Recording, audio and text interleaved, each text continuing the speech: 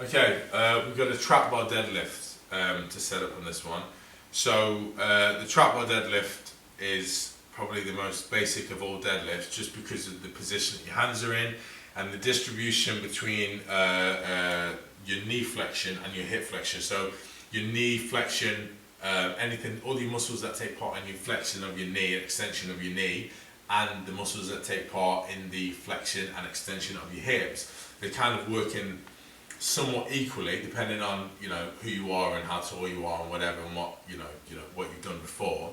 They kind of working very equally to lift this bar up. So that's why it's usually like a really good deadlift for a beginner. Okay, Haley's going to grab the trap bar right in the middle of the groove. Okay, so make sure that it's right in the middle of the groove. If you do it wrong for a second, Haley, if we just exaggerate, the amount of times that I see people a little bit wide, a little bit further, the amount of times that I see people grab the bar not in the middle. If you lift up from there, Haley, straight away look what happens to the bar. Yeah, don't lift it, okay, because it's dangerous. But straight away what happens to the bar, that it either rocks forwards or it rocks backwards.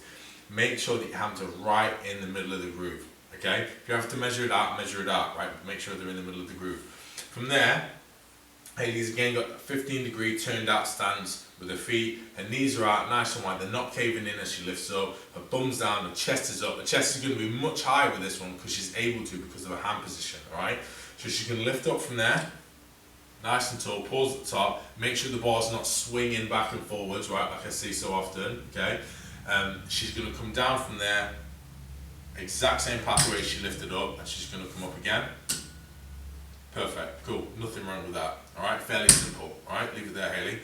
Next one we're going to go with is a slightly tougher variation. So if you step out the trap bar, and depending which trap bar you've got, okay, so for certain trap bars you might go with a different variation of this, but for the trap bar that we're using now, which is usually the one I see in most gyms, we can flip it on its head, right?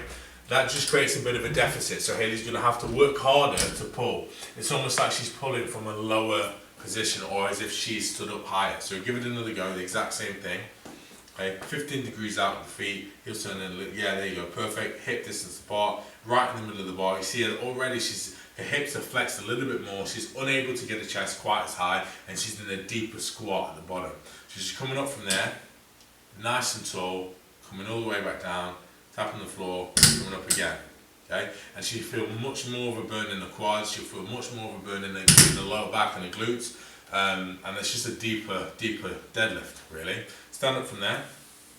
If you're struggling to do that, or if you can't find this same trap bar to set up in your gym, what you can do is you can get one of the blocks. So for us, we'll use one of the 20 kg plates, and we'll just place it in the middle, and you deadlift from that. So you create the same deficit, just in a different way, okay?